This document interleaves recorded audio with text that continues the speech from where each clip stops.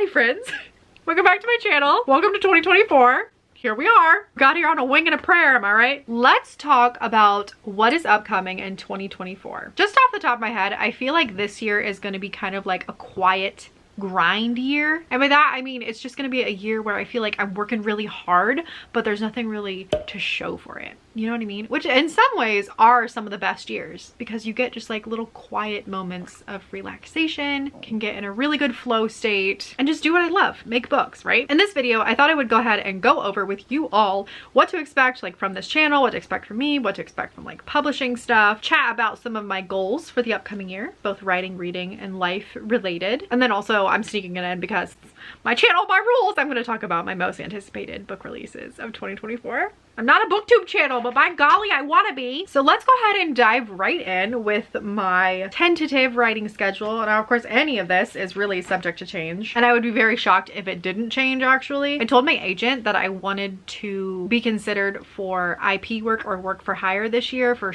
certain kinds of like cutesy middle grade projects. So I could get an offer to audition for something like that tomorrow and that would throw everything out of the window. But to make my little Capricorn heart happy, I just decided to go ahead and schedule out what I could.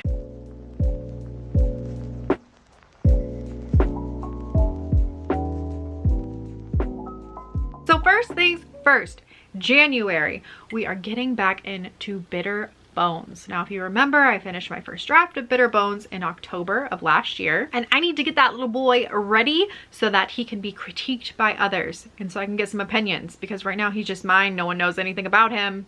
I kind of love that, not gonna lie, but I want him to be my strongest middle grade book yet. So I need outside opinions. So my goal specifically for this week is that I am going to reread my first draft, taking notes of places where I can add stuff in, take stuff out, just, you know, normal revision stuff. And then the hope is for the rest of January, February, and all through March, I'm going to be working on getting that second draft done. The goal is by April to have it finished so I can take the first week of April off, kind of relax, reset after doing some hard work, and then do it all over again, hopefully in a much shorter time period. So I'll reread my second draft, see if there's any revisions I need to do those revisions. My third drafts for me are usually a much shorter process at that point because it is in a lot better shape than it was earlier. So I'm hoping that doesn't take me more than a couple weeks so that then by the end of April, I can send it out to people. And then I can take a break. I can kind of put him to bed, let people read, give some time off, you know, to like let the juices regenerate. Refill the well. And then May, what I have planned for May, very exciting. I'm jumping back into Project Pyro. And she is my murder baby, little precious angel baby, child of Satan. And I can't wait to dive back in, especially in this third draft, because this is where I really want to make this Appalachian gritty voice shine. Shine like the coal found in the depths of the mine. God, I've had too much coffee. Why do you guys subscribe to me? Okay.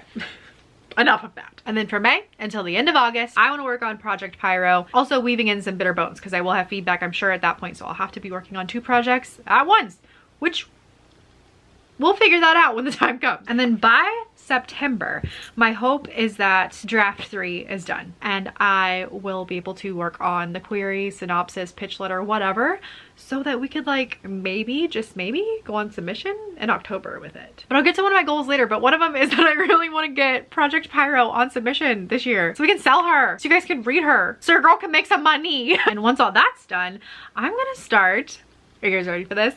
I'm gonna do Preptober. I'm gonna do Preptober because in November, I'm gonna try to do an actual NaNoWriMo for the first time ever. NaNoWriMo has never aligned with my publishing schedule. I'm always in a revision stage. I've never been able to do like a real one, but this year I think it might just work out. The project is subject to change, but right now, if nothing does change, I'm planning on working on Crimson Girls, which is my working title of the Gothic Sapphic YA horror that I wrote a little bit when I was staying in the Gothic Manor while I was in England. I just really want to write this. I find it so fun to explore different kinds of works and just try something new.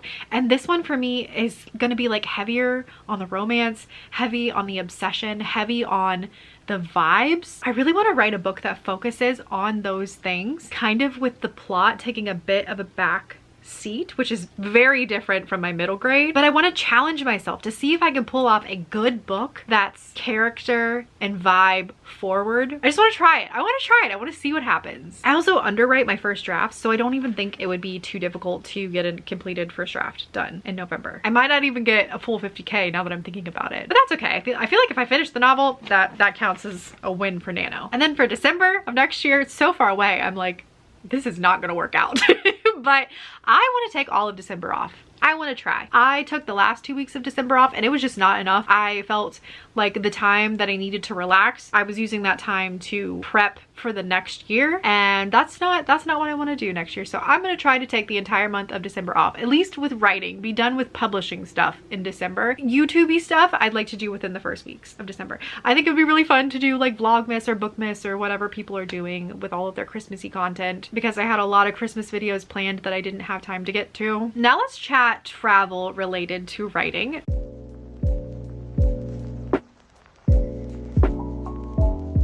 So I have another writing retreat with my Authortube gang. I'm really excited for it. Since the trip is going to be around the end of March, that's also my deadline for finishing the next draft of Bitter Bones. So I'm going to be finishing the draft while on the retreat, which I think will be so fun, and I will of course be vlogging the whole thing. I also have a tentative plan for a summer writing retreat, and then sometime in the fall I would love to go out west to Washington and meet my critique partner Jessica, who I still have not met, even though we have been like best friends since like 2017. I just feel like a West Coast Washington rainy forest writing retreat would be like such a vibe. Now let's chat some goals for the year.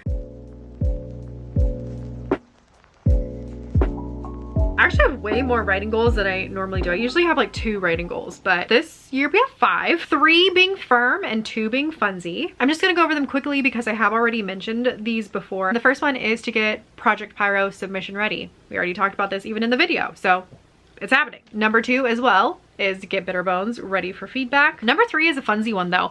I want to do more school visits or plan a school tour in my area. I really enjoyed some of the classroom things that I've done already, and I'm kind of like, okay, let's do like a school tour just to see if I like it. If I hate it, I never have to do it again. If I find it like too much pressure, anxiety inducing, whatever, I never have to do it again. But I at least want to try it because I have enjoyed like meeting with the kids so much. It's been a surprisingly more enjoyable than anxiety inducing experience than what I thought it would be. I also just love talking books and talking writing with people, so I don't know, we'll see. And then the next 2 writing goals are a little bit more like soft funsy goals. The first one is I want to do NaNoWriMo with my gothic horror. The next one is I want to turn When the Sea Came For Us into a romantasy. I've been joking about this for a long time, that the original novel I tried to query and get an agent with is basically Fourth Wing but mermaids. And now that Fourth Wing took off, I'm like, I should just do it. It's a decently clean draft. I would just have to like amp up the romance. And I've joked about it now for so long that I'm like, I should just do it.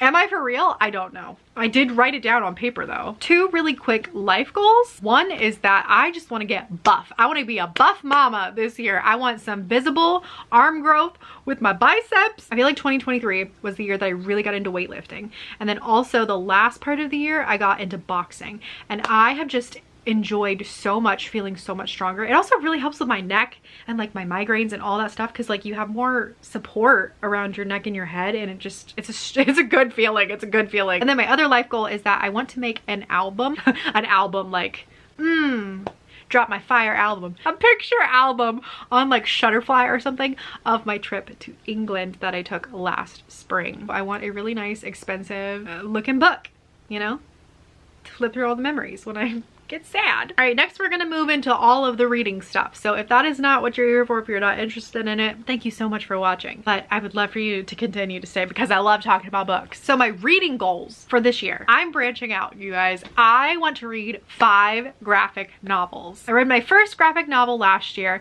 and it was an interesting experience because I had to like reorganize my brain in order to enjoy it. I found myself reading the graphic novel and like kind of ignoring the pictures, and then I would have to go back and be like, oh crap. But I feel like I could like them if I gave them a chance. So I'm at least gonna read 5. I have a TBR already. I'm very excited for it. And I'm excited to kind of push my boundaries and try some new things. My next goal is that I want to have a personal readathon, like, you know, just with myself, where I take one category or one genre of my TBR that's like massive, that I have so many books on, and just like read it down. Like one whole month focus on that genre. In person, I have a very small TBR. This is actually my TBR shelf right here, but I have a lofty virtual TBR of all books that I am interested in on Goodreads, and I make a spreadsheet breaking them down by age category and genre, and some of them are just like ridiculously long. Like my YA fantasy and my adult thriller genre, so long. I'm assuming a lot of the books too will be just like DNFs, so I don't have to finish them. I just need to get it down, you know? And then my last 3 goals are reading goals that I have every single year. I want to complete Buzzwordathon, where you get a prompt for every month, and you just have to fit one book in that month that fits the prompt. I've done this the past 4 years. I have such a good time doing it. As things with my physical TBR goes, I always read or unhaul all books that I bought in the previous year. So all my 2023 purchases need to be read by the end of the year. And I do a similar kind of calling with my virtual Goodreads TBR as well, where if a book has been on there for 3+ years, I give it a shot, decide to read it or DNF it. Either way, they've got to go. I think I only have like 13 books left on there that have reached the expiration date, so shouldn't be too difficult. I am also a huge rereader, and this year I reread so many books and it's brought me so much joy, and I want to continue that on into 2024. So I made a list of books and series that I want to reread this year. The first one is I want to reread When the Sea Came for Us.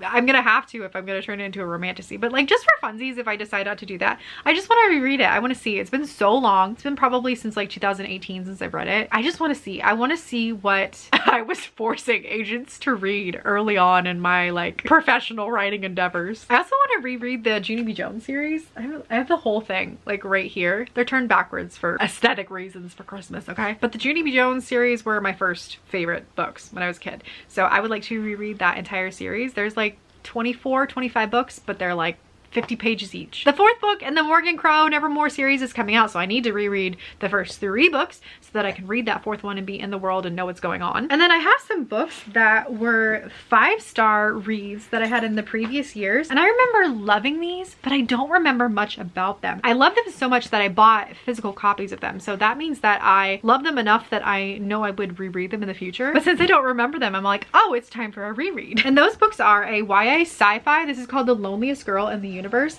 I just remember the tension being so good in this sci-fi. Also, The Disappearances by Emily Bain Murphy. I remember this just being a whole vibe. And last but not least is Watch Over Me by Nina LaCour. I remember this being one of the most beautiful novels I have ever read. I remember the character development being so deep, and I remember it having like a literary vibe to it. And then quickly, I would like to go over some of my most anticipated book releases for 2024.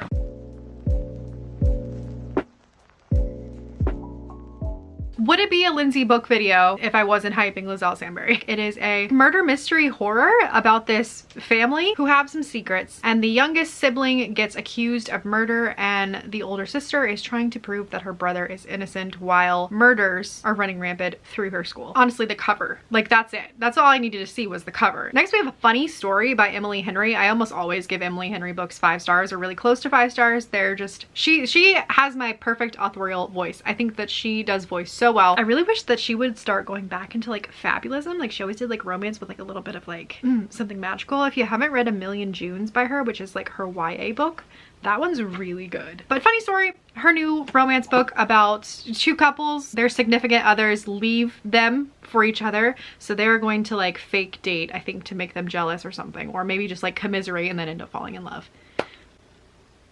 It's a 5-star already, I know. Next, we have Kill Her Twice by Stacey Lee. This is a YA murder mystery set in the 1930s in Chinatown, and it is about a starlet who is murdered and her friends trying to find her killer. That's all I need to know. Next, we have Firebirds by Kate J. Armstrong. This is the sequel to Nightbirds, which is such an underrated good YA fantasy that came out this year that I wish more people like would talk about and have more buzz. I thought it was so amazing. It's set in the 1920s, and it follows these girls who are basically basically like captives because they have this magical ability where they can give magic to people with a kiss. So they're kind of like commodified, like they are gifted to wealthy men to marry so that they can have magical bloodlines and things like that. We follow a group of girls who are living in this situation, but then they find out that there are girls like them who are actually like, you know, underground rebelling against the man and, you know, trying to have freedom. And so they decide they're going to start like taking down the system. And it's so good. I thought the characterization was so fun. I loved a lot of the romantic elements, and it just got really good 1920s vibes with like the ball gowns and the scenes and the speakeasies. It was just so good. So I'm super excited for the sequel. And then we have a YA fantasy horror genre blend, and that is The 13th Child by Aaron A. Craig. This is set in a world where the 13th child in a family is always sacrificed to a god, and I think this girl tries to fight that and is given a gift from another god, but all gifts come with a price. I don't know, it's a very vague synopsis, but I love that so much more. Anyway, Aaron A. Craig wrote one of my favorite horror books of all times, Small Favors. I recently reread it last month and it just like solidified that it's like such a favorite for me. It's so good, but I'm really excited for her next book too. She just does horror really well. Next we have Somewhere Beyond the Sea by TJ Klum. The House in the Cerulean Sea is one of my favorite books of all time. Like top 5 probably. So good, so amazing. I love it so much that I actually named my dog Chauncey after a character in the novel, and I can't wait for this to come out. Like I'm almost at the point where I'm like,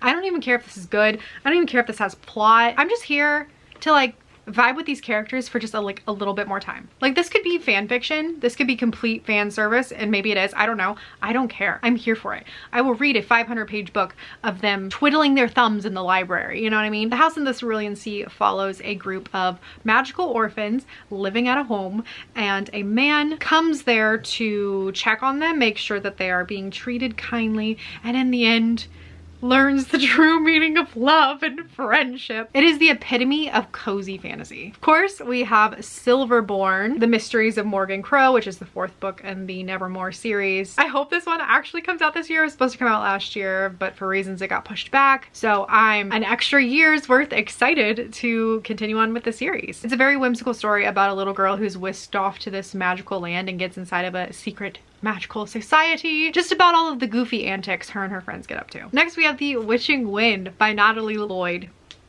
Another 5-star already. I preemptively deem it thus. Natalie Lloyd is my favorite author. She is a gem of a person and a writer, and I love every single piece of work that she writes. I would give 5 stars to her grocery list, you know what I'm saying? But this is her new novel coming out next fall, and it follows 2 girls who live in this town where every year there is this witching wind, and it supposedly steals what everyone loves most from them. And I believe the 2 unlikely friends link up so that they can go find the things that they loved most, and I'm sure learn some beautiful heartbreaking message along the way that's gonna make me sob, and I am very ready. Next we have The Devourer coming out from Allison Ames. This one just sounds so utterly perfect. I think this is a debut novel, so I normally don't put anticipated releases by authors I've never read from before, but like I don't even care. Listen to how perfect this sounds. This is about a girl who is a like pirate lord, and she is going on a high seas adventure to get revenge on her brother with a girl that she hates but she can't keep her eyes off of, only to be waylaid